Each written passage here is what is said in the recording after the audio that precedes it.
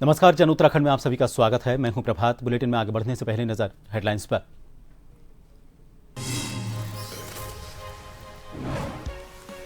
Uttarakhand high court के नए chief justice होंगे मनोज कुमार गुप्ता। वर्तमान में इलाहाबाद हाईकोर्ट में हैं पदस्थ। न्यायाधीश जी नरेंद्र की लेंगे जगह।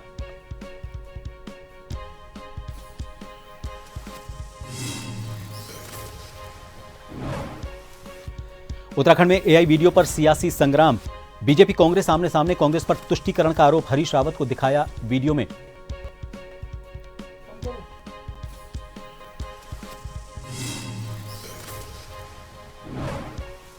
उत्तराखंड में वन्य जीवों का आतंक जारी। कैमठ गडूल में भालू ने महिला पर किया हमला। महिला के सिर पर गहरे घाव।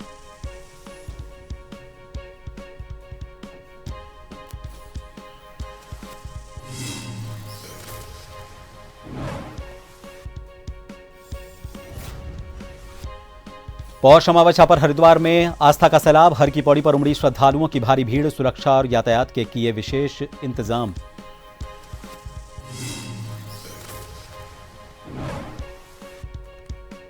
और उत्तराखंड के 6 जिलों में कोहरा। ठंड बढ़ी। हरिद्वार और उधम सिंह नगर के लिए अलर्ट।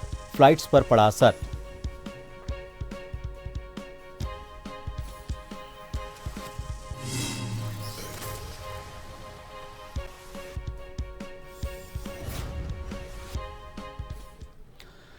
उत्तराखंड हाईकोर्ट को नया मुख्य न्यायाधीश मिलने जा रहा है। सुप्रीम कोर्ट के कॉलेजियम ने जस्टिस मनोज कुमार गुप्ता को उत्तराखंड हाईकोर्ट का नया चीफ जस्टिस नियुक्त करने की संस्तुति की है। वर्तमान में जस्टिस मनोज कुमार गुप्ता इलाहाबाद हाईकोर्ट में न्यायाधीश के पद पर कार्यरत हैं। वो उत्तराखंड हाईकोर्ट के मौजूदा चीफ जस्टिस जी नरेंद्र का स्थान लेंगे, जो आगामी 9 जनवरी 2026 को सेवानिवृत्त हो रहे हैं। कॉलेजियम की इस संस्तुति के बाद अब केंद्र सरकार की औपचारिक मंजूरी के साथ जस्टिस गुप्ता की नियुक्ति पर अंतिम मोहर लगेगी।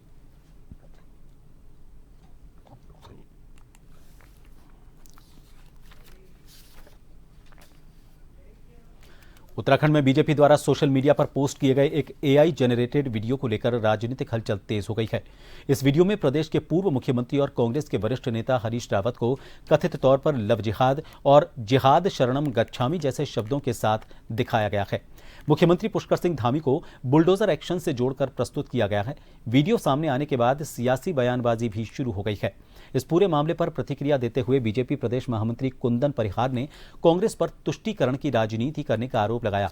उन्होंने कहा कि कांग्रेस का रवैया हमेशा एक वर्ग विशेष को प्रोत्साहित करने वाला रहा है। हरीश रावत के पुराने बयानों और कार्यशैली में भी यही मानसिकता दिखाई देती है। उनका कहना है कि उत्तराखंड देवभूमि है और यहां तुष्टीकरण की राजनीति के लिए कोई जगह नहीं है।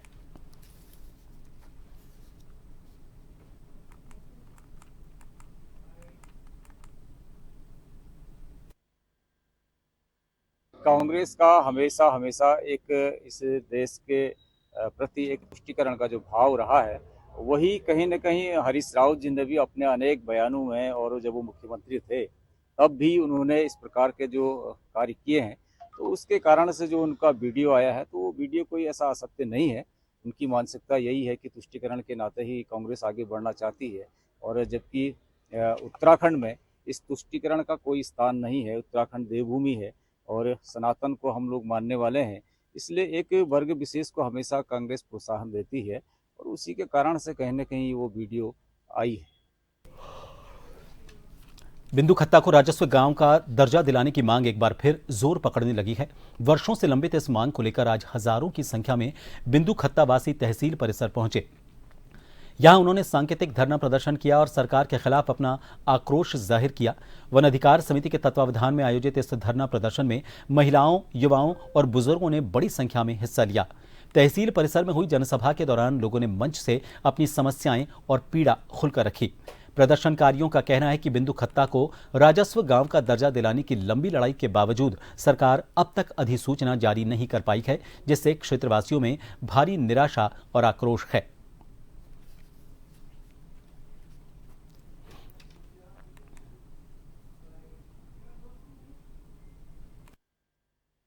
हमने जो कार्रवाई वन अधिकार अधिनियम के तहत की थी, इसमें कहीं ना कहीं मैं कहूँगा, या जो शासन स्तर पर हमारा जो प्रस्ताव था, वो 18 महीने से नियम विरुद्ध उसमें कार्रवाई हुई। मतलब कि जो प्रस्ताव हमारा वन विभाग को भेजा गया शासन में, ये कहीं नहीं है कि वन विभाग से अनुमति ली जाए। हमारी फाइल को वन विभाग को भेजा गया। ये तो सरकार पर निर्भर करता है, सरकार क्या निर्णय लेती है। तो सरकार के निर्णय लेने के बाद ही हम अपना निर्णय लेंगे कि हमको क्या करना चाहिए। मैं तो माननीय मुख्यमंत्री जी से निवेदन करूंगा आपके माध्यम से कि जल्दी बिंदुकट्टा जो राजस्व गांव है उसकी अधिसूचना जारी करें और हमको मालिकाना हक दें। स्थानीय प्रशासन के माध्यम से एक ज्ञापन राज्य सरकार को भेजेंगे। अब राज्य सरकार उस पर निर्णय लेगी, क्या निर्णय लेती है उस पर हमारा अगला कदम होगा। बिंदुकट्टा की जनता जो चाहेगी वो हम करेंगे। ये तो सामूहिक निर्णय है, तो लोकतांत्रिक पद्धति है, तो हम जो लोकतांत्रिक तरीका है वो जनमत के आधार पर हम चलेंगे। वन अधिकार समिति बिंदुकट्टा अपनी कोई चीज थोप नहीं रही है, जो जनता कहेगी उसके हिसाब से। देखिए चुनावी वादे तो बहुत होते रहे अब तक, तो हम यही सब चुनावी वादों के आधार पर ही हम भरोसा करते रहे, लेकिन जब वो पूरे नहीं हुए तो हमको फिर कानून की लड़ाई लड़नी पड़ी है। कानून का हमने आश्रय लिया है, वन अधिकार अधिनियम के तहत हमने कार्रवाई आगे बढ़ाई है। नगर पालिका जो बनी थी बहुत अच्छा था, उसमें भी हमें बहुत सुविधाएं प्राप्त होनी थी, जो हमें एक विधायक नहीं मिलती थी। उसके अलावा हमें शहरी मंत्रालय से भी हमें मिलना था, बिंदुकट्टे का बहुत विकास होना था, लेकिन कुछ चंद लोगों को वो रास नहीं आया। वो अपनी राजनीतिक रोटी सेकने के लिए उनने नगर पालिका का विरोध किया, जबकि वो नगर पालिका होने से हमें कोई नुकसान नहीं था, हमें फायदे ही फायदे थे। आज जो है लोग उस चीज में पछता रहे हैं। आज जो हम राजस्व गांव का हमारा मुद्दा है, वन अधिकार अधिनियम के तहत ये चल रहा है, तो सरकार से हमारा यह है कि हमें वन अधिकार अधिनियम 2006 के अंतर्गत हमें राजस्व गांव का दर्जा मिलना चाहिए, जो यहाँ की जनता का अधिकार है। अल्मोड़ा जिले के विकासखंड स्यालदे की दूरस्थ ग्राम पंचायत कफल गांव में ग्राम प्रधान अनीता नेगी की अध्यक्षता में खुली बैठक का आयोजन किया गया। इस बैठक में मुख्य अतिथि के रूप में एकरौला जिला पंचायत सदस्य सुंदर सिंह नेगी ने शिरकत की। बैठक के दौरान ग्राम पंचायत विकास योजना यानी कि GPDP 2026-27 और मनरेगा कार्य योजना 2026-27 का गठन किया गया। ग्रामीणों ने सीसी मार्ग, बिजली, पेयजल, राशन कार्ड, वृद्धावस्था, दिव्यांग और विधवा पेंशन, साथ ही जंगली जानवरों से हो रही समस्याओं को प्रमुखता से उठाया।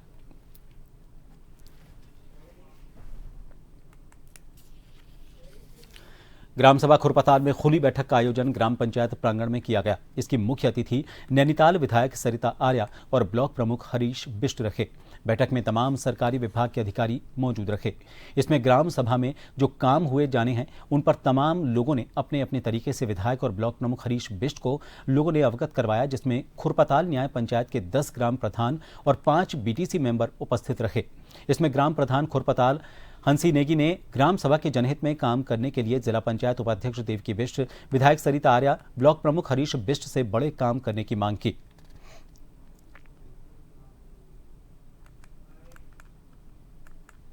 पंचायत की खुली बैठक थी, उसमें भी प्रस्ताव चढ़वाए।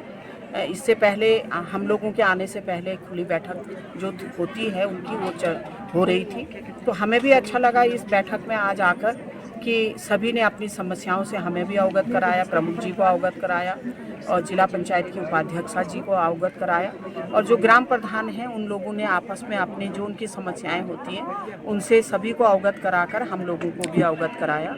और हमने भी आश्वासन दिया कि जो आप लोगों की समस्याएं हैं उनको हम दूर कराने की कोशिश करेंगे।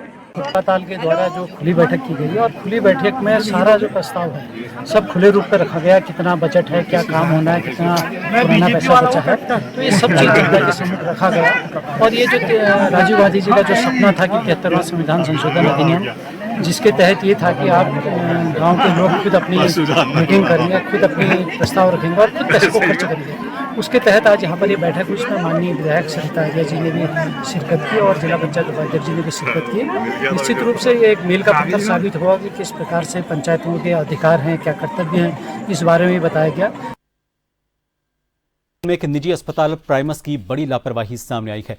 इसमें परिजन ने आरोप लगाया है कि उनके परिवार के एक युवक का पथरी का ऑपरेशन होना था, लेकिन डॉक्टर के टमटा ने ऑपरेशन में लापरवाही दिखाई। इसके चलते युवक की मौत हो गई। गुस्साए परिजन ने अस्पताल में जमकर हंगामा किया, जिसके बाद शव को पोस्टमार्टम के लिए जिला अस्पताल कोरोनेशन ले जाया गया। गुस्साए परिजन ने अस्पताल को सील करने और डॉक्टर को कड़ी सजा दिलाए जाने की मांग भी की। साथ ही सरकार से भी गुजारिश की कि युवक की गर्भवती पत्नी को सरकारी नौकरी दी जाए।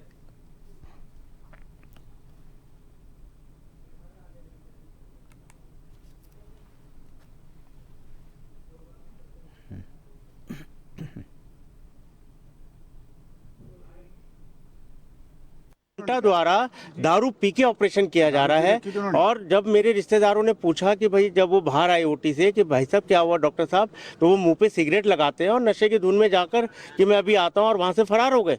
उसके बाद जब हमारा भाई इकलौता लड़का, मेरा चाचा का इकलौता लड़का, उसकी वाइफ अभी प्रेग्नेंट है, 1 महीने बाद डिलीवरी, आप समझ सकते हैं कि देहरादून में किस तरीके का रैकेट चल रहा है कि आप दून अस्पताल से बाहर से पेशेंट को ले जा रहे हैं और एक सीधा साधा पेशेंट का आपने मार दिया। और आज जब हम यहाँ पहुंचे हैं मौके पर, पोस्टमार्टम आप समझ रहे हैं, सुबह 11 बजे से हमारे परिजन हजारों की तादाद में यहाँ हैं और अभी तक पोस्टमार्टम की कार्रवाई चल रही है। आप समझ सकते हैं किस तरीके की कार्यप्रणाली है यहाँ पर।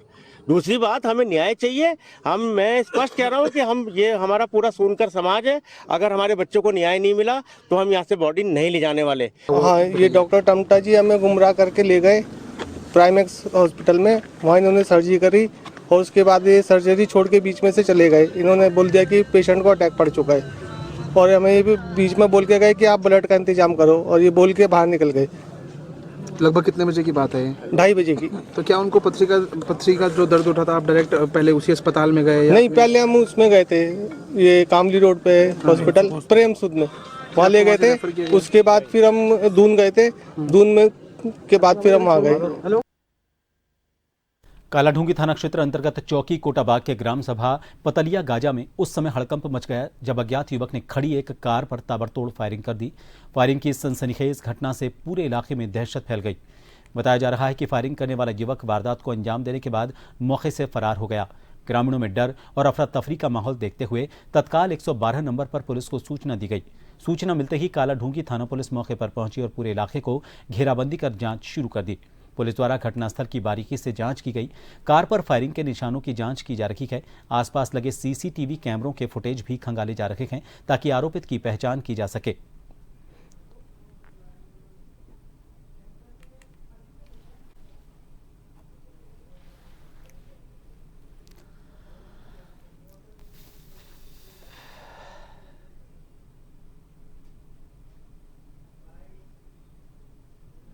देखिए, उत्तराखंड में दिन दहाड़े ऐसे गाड़ियाँ तोड़ी जा रही हैं। वो तो अच्छा हुआ, ये मौके पे जो यहाँ पे इसमें थे वो थे नहीं यहाँ पर, और इसमें पत्थरों से भी हमला किया गया है गाड़ी के ऊपर और गोलियाँ भी चलाई गई हैं। अभी यहाँ पे कालाढूंगी की टीम पहुँची हुई है और यहाँ स्थानीय लोगों के द्वारा 112 में कॉल करके यहाँ की जानकारी दी गई है। पुलिस कह तो रही है जी जानकारी अब देगी, अब इसमें कौन लोग शामिल हैं क्या है। पर आज देखिए प्रदेश में किस तरीके से खुलेआम गुंडागर्दी बढ़ती जा रही है और प्रशासन या सरकार इसमें कहाँ क्या कर रहा है। आप दिन पर दिन ग्रामीणों के अंदर इसके अंदर दहशत का माहौल है। बताओ, दिन दहाड़े गोलियां चल रही हैं तो क्या इसमें आम ग्रामीण या आम लोग सुरक्षित हैं? जैसी ये व्यवस्था आज कानून व्यवस्था खत्म होती जा रही है उत्तराखंड के अंदर, ये बहुत सोचने का विषय है। एक छोटे से ब्रेक के लिए रुकेंगे, आप बने रहिए जन टीवी पर।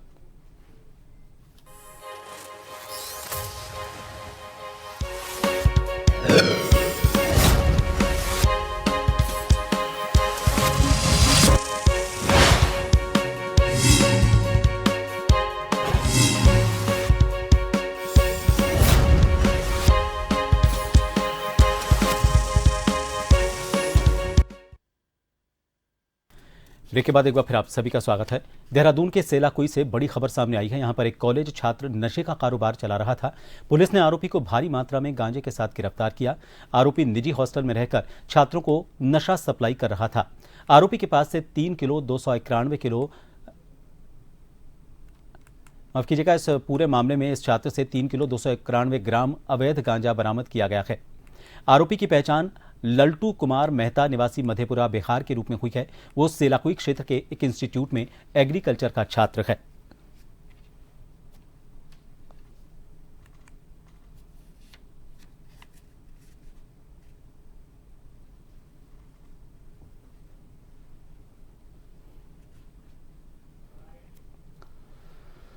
जो बिहार से लाना इसका ज्ञात हुआ है पूछताछ में, उस संबंध में पुलिस की जो टीम है वो भी संबंधित जहाँ जो लाया है उसको गिरफ्तारी के लिए गई है और इस संबंध में पूरी पूछताछ करके अगली कार्रवाई की जाए। आपके पास इतनी बड़ी मात्रा में सामग्री बनना तो कहीं अन्य लोग भी शामिल हो सकते हैं। निश्चित रूप से उसमें जितनी भी पूछताछ की गई उस पर प्रभावी कार्रवाई हमारे द्वारा की जा रही है। उत्तराखंड प्रदेश में पहाड़ से लेकर मैदान तक लगातार वन्यजीवों का आतंक जारी है। यहां पर लगातार वन्यजीव इंसानों पर हमले कर रहे हैं। तो वहीं बीते रोज शाम करीब 4:30 बजे वन रेंज अंतर्गत दूरस्थ पर्वतीय क्षेत्र केमठ गड़ूल में पशुओं के लिए चारा लेने गई महिला पर भालू ने हमला कर दिया। महिला के शोर मचाने पर स्थानीय ग्रामीण मौके पर पहुंचे और ग्रामीणों ने भारी शोर किया। भालू जंगल की तरफ भाग निकला। सूचना मिलने पर वन विभाग की टीम मौके पर पहुंची। भालू ने महिला के सिर पर काफी गहरे घाव किए हैं। महिला का इलाज जॉली ग्रांट हिमालय अस्पताल में चल रहा है।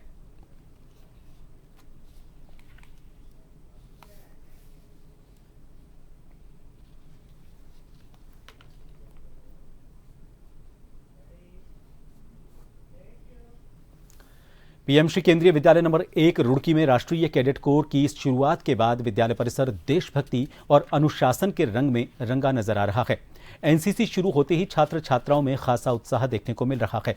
10 यूके बटालियन एनसीसी द्वारा प्रथम वर्ष में कुल 50 कैडेट का चयन किया गया, जिनमें 33 छात्र और 17 छात्राएं शामिल हैं।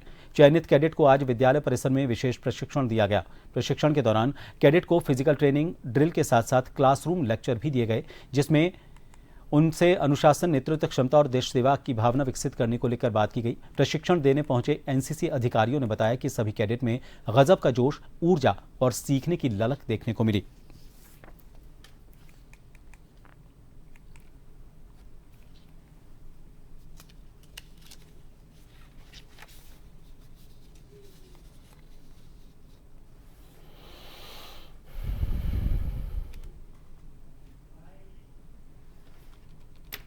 एनसीसी यानी छात्र सेना दल केंद्रीय विद्यालय नंबर 1 रुड़की में पहले भी चलती थी। बीच के कुछ वर्षों में वह बंद हो गई। इसके बाद हम लोगों ने प्रयास किया 84 यूके बटालियन और 10 यूके बटालियन दोनों में, और सौभाग्य की बात है कि 10 यूके बटालियन में जेडी ग्रुप में हमारे विद्यालय का सिलेक्शन हुआ। 31/7/2025 को हमारे विद्यालय की छात्र सेना दल की शाखा पंजीकृत हुई। इस समय कुल उसमें 33 कैडेट जो कि बालक हैं और 17 कैडेट जो कि छात्राएं हैं, वे अपना प्रथम वर्ष का ज्ञान प्राप्त कर रहे हैं और अगले साल द्वितीय वर्ष में हो जाएंगे और फिर प्रथम वर्ष में 50। इस प्रकार अगले साल तक हमारे पास 50 और 50 100 कैडेट्स एनसीसी में आ जाएंगे। एसआईआर को लेकर चंपावत जिले में बीएलओ का प्रशिक्षण जारी है। आज भूमि संरक्षण एवं कृषि अधिकारी डॉक्टर नारायण सिंह के द्वारा लोहाघाट के वन पंचायत हॉल में बाराकोट ब्लॉक के बीएलओ को प्रशिक्षण दिया गया। इसमें बाराकोट ब्लॉक के बीएलओ मौजूद रहे। प्रशिक्षण दे रहे कृषि एवं भूमि संरक्षण अधिकारी ने बताया, जो प्री एसआईआर में वोटर मैपिंग का काम चल रहा है, उसे करने में बीएलओ को जो तकनीकी दिक्कतें आ रही हैं, उसका प्रशिक्षण दिया जा रहा है।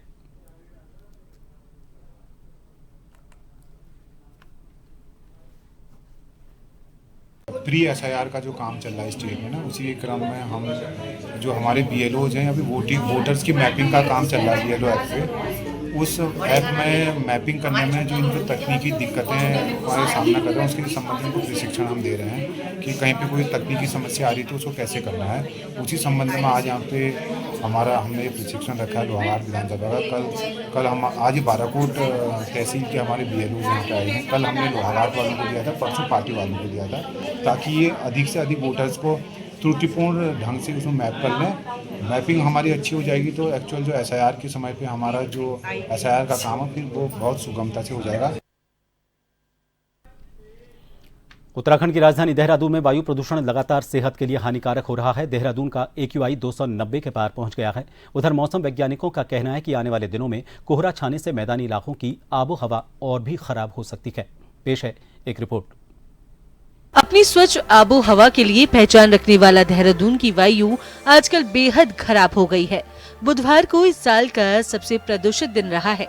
उत्तराखंड प्रदूषण नियंत्रण बोर्ड से जारी वायु गुणवत्ता सूचकांक में मंगलवार का AQI 299 दर्ज किया गया। PM 2.5 का स्तर 119.83 और PM 10 का स्तर 134.11 दर्ज किया गया। वहीं केंद्रीय प्रदूषण नियंत्रण बोर्ड की ओर से बुधवार को जारी बुलेटिन के अनुसार देहरादून का AQI 294 दर्ज किया गया। CPCB ने भी प्रदूषण का मुख्य कारण PM 2.5 और PM 10 का बढ़ा हुआ स्तर माना है। मंगलवार को काशीपुर का AQI 128 और ऋषिकेश का 85 दर्ज किया गया था, जो सेहत के लिए बेहद अस्वस्थ है। पर्यावरणविद डॉक्टर विजय श्रीधर के अनुसार काशीपुर और ऋषिकेश से देहरादून की स्थिति बेहद खराब है, जिसका कारण मौसम में बदलाव और हवा में स्थिरता है, जिससे रात के समय फाइन पार्टिकुलर मैटर PM 2.5 बढ़ रहा है, जिसके कारण देहरादून में AQI 200 से 300 के बीच हो रहा है, जो बेहद खराब प्रदूषण श्रेणी में आता है। उत्तराखंड में 3 जो सिटी हैं जहां नॉन अटेनमेंट सिटीज जिनको बोला जा रहा है, ऋषिकेश, काशीपुर और देहरादून। तो देहरादून की हालत उन दोनों सिटी से काफ़ी ख़राब है और अभी ये थोड़ा सा जो मौसम में बदलाव हुआ है, हवा स्थिर है और थोड़ी एक्टिविटीज़ भी बढ़ी हुई है, तो इमिशन डिस्पर्स नहीं हो रहा है। उसके चलते दिन और रात में टेम्परेचर रात के टाइम और फाइन पार्टिकुलेट मैटर बढ़ जा रहा है, जिसके चलते AQI आपका 200 और 300 के बीच में रह रहा है। तो 2 दिन से इसका AQI जो है वो एक तरह से वेरी पुअर में, पॉलिटेड वेरी पुअर में जा रहा है। डॉक्टर विजय श्रीधर ने कहा कि प्रदूषण बढ़ने की वजह बारिश न होना और फाइन पार्टिकुलर मैटर PM 2.5 बढ़ना है, जिसके कारण उत्तराखंड की आबोहवा बेहद खराब हो गई है। वहीं ट्रैफिक, बेफिजुल बॉनफायर और कूड़ा जलाने से प्रदूषण पर खासा असर पड़ रहा है। मौसम वैज्ञानिक की माने तो बारिश होने या तेज हवाएं चलने से AQI नीचे आ सकता है, लेकिन अगले 1-2 दिनों तक इसकी ज्यादा संभावना नहीं है। बारिश होने से तो जो है क्लैरिटी बढ़ जाती है, पोल्यूटेंट्स बैठ जाता है, उसमें उम्मीद यही रहता है कि वो जो है क्लियर हो जाता है और AQI नीचे आ जाता है। देखिए अभी 20 और 21 तारीख को एक फीमेल WD जो है अप्रोच कर रहा है, तो उसमें भी हमको यही अभी जो संभावना लग रही है वो हल्की से बहुत हल्की बारिश ऊंचाई वाले क्षेत्रों में, ऊंचाई वाले जो हमारे जिले हैं उनमें ही संभावना बन रही है। फिलहाल मैदानी क्षेत्रों में आने वाले समय में बारिश होने की कोई संभावना नहीं है और इसके बाद देहरादून की आबोहवा और भी प्रदूषित होने की संभावना जाहिर की गई है। अब देखना होगा कि क्या दिल्ली की भांति उत्तराखंड के लोगों को भी प्रदूषण की मार अत्यधिक झेलनी पड़ेगी। देहरादून से यशदीप आर्य की रिपोर्ट। और इस बुलेटिन में फिलहाल के लिए इतना ही। दीजिए इजाजत। नमस्कार।